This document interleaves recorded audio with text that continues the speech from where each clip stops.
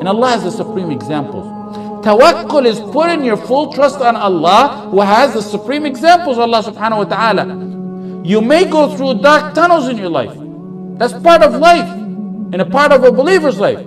You think they're dark, but Allah always chooses what's best for you. عَجَبًا لِأَمْرِ الْمُؤْمِنِ إِنَّ أَمْرَهُ كُلَّهُ لَهُ خَيْرٌ. It's astonishing the matter of a believer. Everything that happens to him is good. You may not know it. You may not see the wisdom of it in this life. You may later on see it. If you don't see it in this life, you will see it in the life after. Ibn Rajab mentioned the story of Qadi al-Maristan. He said about himself, Qadi al-Maristan, he said, I was hungry one day in Mecca. And I became hungry one day that I couldn't find anything to eat. So I went walking around in Mecca. I found a pouch, a tightly tied pouch. I picked it up and brought it to my house. And then in my house, when I untied it, I found a beautiful necklace of pearls that it's like I've never seen anything like it before. He went from a difficult time to the utmost of ease. But tawakkul didn't waver a tiny bit in his heart. Full tawakkul on Allah when he was walking around hungry. And the same tawakkul now that he's a millionaire. It didn't last for long. The circumstance changed, but tawakkul remains firm. Unwavering tawakkul. As soon as he walked in Mecca, right after that, he walked in Mecca, he heard the old man calling out, I lost the necklace and I have 500 dinar reward for whoever brings me back the necklace. He said, I called the old man. That was bad news for him. He thought he was a millionaire. He said, I called the old man.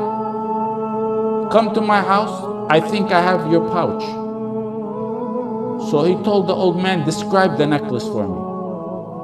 He said the old man not only described the necklace, but he described the pouch and the string that was tied around the pouch and the number of pearls and the string that held the pearls together and every single detail about the necklace. So he said, I gave him the necklace. Had to have been him. No way could have knew that all those details. And he handed me 500 dinar. And just as I was about to take it, I thought to myself, he said, I don't deserve this. And I refused the reward. The man kept insisting on giving the reward. And it was as if Abu Bakr wanted to keep his reliance on Allah totally, refusing the reward for something he felt he really didn't deserve. He didn't do nothing to deserve that money. So the old man took the reward and left. Qadi al-Maristan, whose name is Abu Bakr, Kunya Abu Bakr, said, I left Mecca after that. And I took the ocean. And on the way, the ship began to sink. All the money on board sunk, and many of the passengers, most of them, died. He said, I seen a small raft while I was in the water. I held on to it, and the wind kept blowing me for such a long time until I got to an occupied island. When I landed on the island, he said, I immediately headed to the masjid, finding that there's no one there, so I began to recite Quran. The people attended the masjid. They came to me, stranger in town. They asked, could you teach us Quran? They seen him recite it. Could you teach us Quran? He said, yes. And then they began to overwhelm him with gifts. Then he said, I seen pages in the masjid one day, so I began to read in them, pages of the Quran. They said, you even know how to read and write? He said, yes. They told him, will you teach us and our children how to read and write?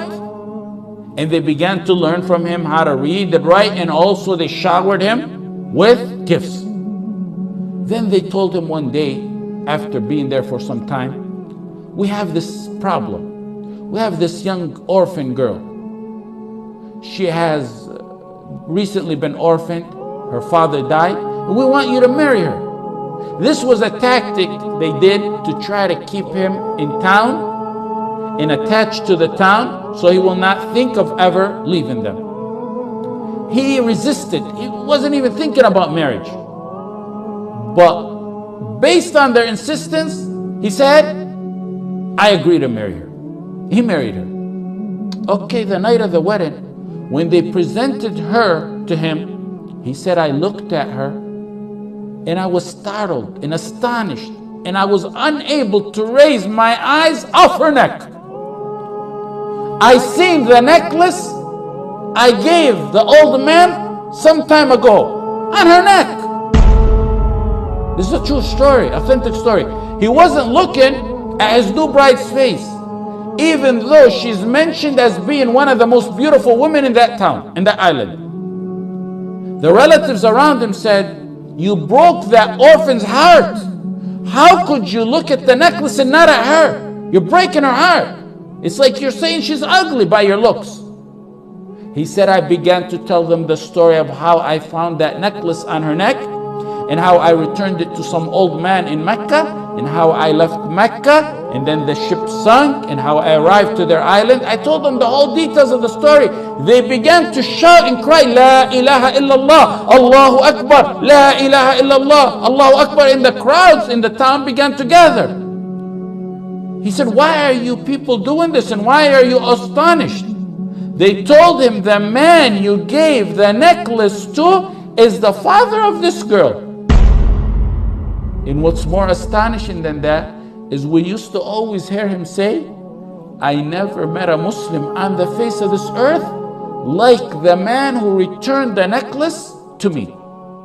And they said we used to always hear him make dua, oh Allah, unite that man who returned the necklace with my daughter as her husband. He used to always ask Allah subhanahu wa ta'ala that he be the husband to his daughter, and Allah answered his dua. This is what happens with tawakkul. During hard times, your tawakkul needs to go unwavering, and that light will reappear at the end of the tunnel. Tawakkul is your source of ease and happiness in both difficult and happy times. That's not the end of the story. Look it, from tunnel to tunnel. You see the light, then you go in another tunnel. He said, I lived with her a very nice life, and Allah blessed me with 2 children. Tawakkul, through ease and hardship. Then she died. His wife died. Another hardship. So he said, me and my sons inherited the necklace. Then my 2 children died. Another hardship, but no, the tawakkul still there. He said, then I sold the necklace for 100,000 dinar. And that's where I got the wealth. He was explaining later on how he got the wealth he has. وَمَنْ يَتَّقِ اللَّهَ يَجْعَلْ لَهُ مَخْرَجًا. Whoever fears Allah, he keeps his duty to Allah, Allah will always find him a way out from every single difficulty you can imagine. وَيَرْزُقْهُ مِنْ حَيْثُ لَا يَحْتَسِبْ. He will provide him from sources he never imagined. وَيَرْزُقْهُم, it will come from sources you never even perceive. وَمَنْ يَتَوَكَّلْ عَلَى اللَّهِ فَهُوَ حَسْبُهُ. وَمَنْ يَتَوَكَّلْ عَلَى اللَّهِ فَهُوَ حَسْبُهُ. Whoever puts his trust in Allah subhanahu wa ta'ala, he will be sufficient for him. Whoever puts his trust in Allah subhanahu wa ta'ala, he will suffice him.